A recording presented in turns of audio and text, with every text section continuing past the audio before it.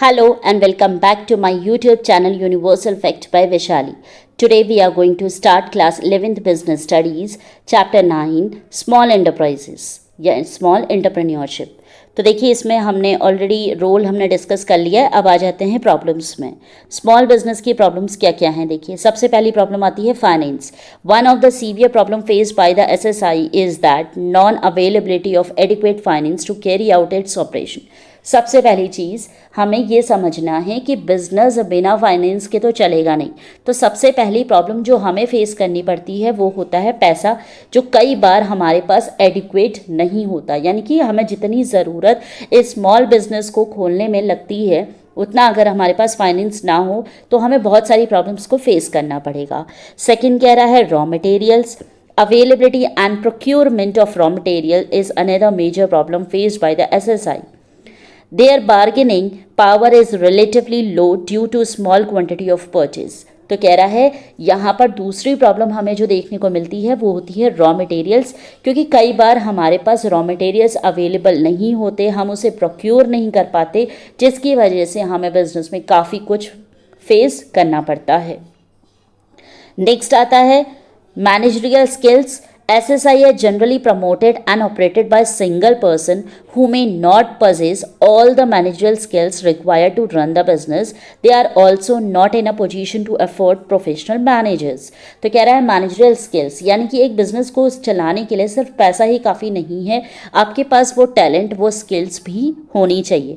तो कह रहा है यहाँ पर अगर आपको एक प्रॉब्लम ये भी फेस करनी पड़ती है कि कई बार जो एक सिंगल पर्सन होता है ना वो काफ़ी ज़्यादा पजेस हो जाता है, क्योंकि उसके पास वो स्किल्स नहीं है जो एक बिज़नेस को चलाने के लिए चाहिए, और उसके पास इतना फाइनेंस भी नहीं है कि वो एक प्रोफेशनल को हायर कर सके. क्योंकि देखिए अगर आप एक किसी प्रोफेशनल मैनेजर को हायर करते हैं ना तो उसके चार्जेस भी काफ़ी ज़्यादा हाई होते हैं, और एक स्मॉल बिजनेस में आप इतना अफोर्ड नहीं कर पाते जहां पर आप अलग से एक प्रोफेशनल को हायर कर सको. तो ये भी एक प्रॉब्लम आपको फेस करनी पड़ती है.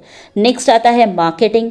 मार्केटिंग क्या कह रहा है? In most of the cases marketing is a weaker area of a small organization, therefore exploitation of middle man is very more. तो कह रहा है मार्केटिंग भी एक प्रॉब्लम देखी गई है स्मॉल बिजनेस में, क्योंकि देखिए मार्केटिंग की अगर हम बात करें तो स्मॉल ऑर्गेनाइजेशन में काफ़ी ज़्यादा वीकर होती है ना, वीक होती है.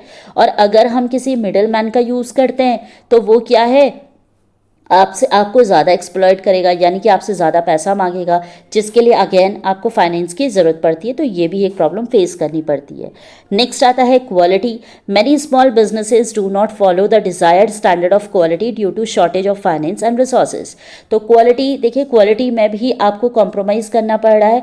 क्यों? Again due to finance. देखिए पैसा ना होने की वजह से जो आपके पास एक स्टैंडर्ड मटेरियल नहीं आएगा, स्टैंडर्ड मटेरियल नहीं आएगा तो आप प्रोडक्ट नहीं बनाओगे, और प्रोडक्ट नहीं बनाओगे तो आपकी क्वालिटी भी मेंटेन नहीं होगी. तो ये भी एक प्रॉब्लम फेस करने को मिलती है. नेक्स्ट आता है capacity utilisation. Many of the SSI are operating below full capacity due to lack of marketing skills और demand. It will cause to increase its operating cost and leads to sickness and closure of the business. कह रहा है देखिए ये भी एक genuine problem face करने को मिलती है, जहाँ पर हमारी कैपेसिटी जो होती है ना, काम करने की क्षमता जो होती है वो कहीं ना कहीं लैक कर रही होती है, हमारी स्किल्स हमारी डिमांड लैक कर रही होती है, जिसकी वजह से हमारा खर्चा बहुत ज़्यादा हो जाता है. देखिए एक प्रोडक्ट को बनाने में हमें बेसिकली एक कंपनी में अगर हम प्रोडक्ट बना रहे हैं ना तो उससे ज़्यादा का वो बिकना चाहिए, तभी हमें प्रॉफिट होगा. लेकिन मान लीजिए आप मार्केटिंग अच्छी नहीं कर पा रहे हैं, आपके पास डिमांड नहीं आ रही है, डिमांड नहीं आ रही है तो सेलिंग नहीं होगी, है ना, सेल नहीं होगी, और सेल नहीं हो रही तो आपके पास प्रॉफिट नहीं आएगा.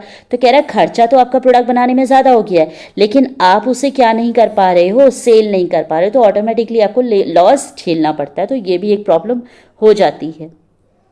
नेक्स्ट आता है global competition. Most of the SSI face competition not only from medium and large industries but also from multinational companies in the areas of quality, technology, finance and managerial skills etcetera. So basically ये देखा गया है जितने भी हमारे competitors होते हैं, अगर हम बात करें मीडियम की चाहे लार्ज इंडस्ट्रीज़ की, है ना, चाहे हम बात करें मल्टीनेशनल कंपनी MNC कंपनी की, उनकी जो क्वालिटी, उनकी जो टेक्नोलॉजी, फाइनेंस या स्किल्स सेल्स, हम किसी की भी बात करें, अगर हमारा बिजनेस उनके कंपेयर तो देखिए नहीं हो पाता है, क्योंकि ये सब चीज़ों के लिए आपको बेसिकली फाइनेंस चाहिए, और फाइनेंस की शॉर्टेज आप पहले पॉइंट से ही देखते आ रहे हो, है ना। तो हमारा कंपटीशन बहुत ज़्यादा बढ़ जाता है ग्लोबल बिजनेस के कंपैरिजन में। तो यहाँ पर भी हमें ये प्रॉब्लम फेस करनी पड़ती है। अब मान लीजिए एमएनसी कंपनी में हर चीज़ अपग्रेडेड है और आपकी कंपनी में अपग्रेडेड नहीं हो पा रही है ड्यू टू फाइनेंस प्रॉब्लम, तो वहाँ पर भी आपका बिजनेस कहीं ना कहीं लैग करेगा और आपको लॉसेस झेलने पड़ सकते हैं। तो ये भी एक मेजर प्रॉब्लम देखी गई है। So these are some of the problems जो छोटी छोटी और बेसिक भी हैं, जेन्युइन भी हैं, हमने पढ़ ली हैं, जैसे फाइनेंस हो गया, raw material, managerial skills, marketing, quality, capacity utilization and the global competition. So these are we have discussed very clearly. I hope you all have understood. अगर कोई भी ऐसा पॉइंट है जो आपको लगता है आपको समझ में नहीं आ रहा है तो आप कमेंट मैसेज में पूछ सकते हैं. Till then, bye bye, take care.